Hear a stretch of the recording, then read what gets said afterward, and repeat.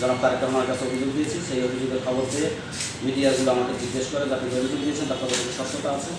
তো আমি যেহেতু বিগত দিনে এটা নিয়ে সংবাদ সম্মেলন করেছিলাম এবং তাদের এই ব্যক্তিগুলোর নাম আমি বলেছিলাম এর আগেও, তো এই বিষয়টা আমি ক্লিয়ার করি এবং বলি যে সবই সত্য। কিন্তু গতকালকে আপনার এই বিষয় নিয়ে গত কয়েকদিন আগে একটা রিপোর্ট প্রকাশিত হয় আপনার ফেসবুকে নাজমুস সাকিব নামের এক ব্যক্তির আইডি থেকে। তো ওর পর থেকে আমাকে এবং আমার পরিবারকে সামাজিকভাবে এবং রাজনৈতিকভাবে প্রতিপন্ন করা হচ্ছে, আমাকে আওয়ামী লীগ এবং করা হচ্ছে, যেটা রাজনৈতিক শিষ্টাচার বহির্ভূত।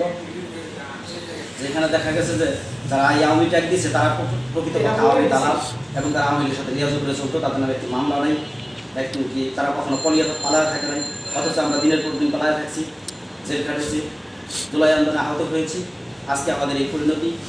তো আপনার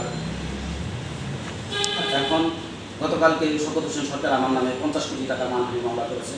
এখন আমার বক্তব্য এইটুকুই, আমার চাওয়া এইটুকুই, আমি সত্য বলতে গিয়ে আজকে 50 কোটি টাকা মানহানির মামলার শিকার হয়েছি। আমি আমার বাড়ি ফেরত চাই না, আমি শুধু আমার জীবনের নিরাপত্তা চাই, আর কিচ্ছু চাই না। আমি এখন যে পরিস্থিতির শিকার হয়েছি, আমাকে যে কোনো মুহূর্তে হত্যা করা হতে পারে। আমি আমার জীবনের নিরাপত্তা চাই। দেশনায়ক তারেক রহমান এবং বাংলাদেশ সরকারের কাছে আমার আকুল আবেদন, আমাকে জীবনের নিরাপত্তা দিন। আমার বাড়ির প্রয়োজন নাই। যেই বাড়িতে আমার পিতামাতার কবর রয়েছে, আমি শুধু এই দীর্ঘ লড়াইটা করেছি আমার পিতামাতার কবরকে রক্ষা করার জন্য।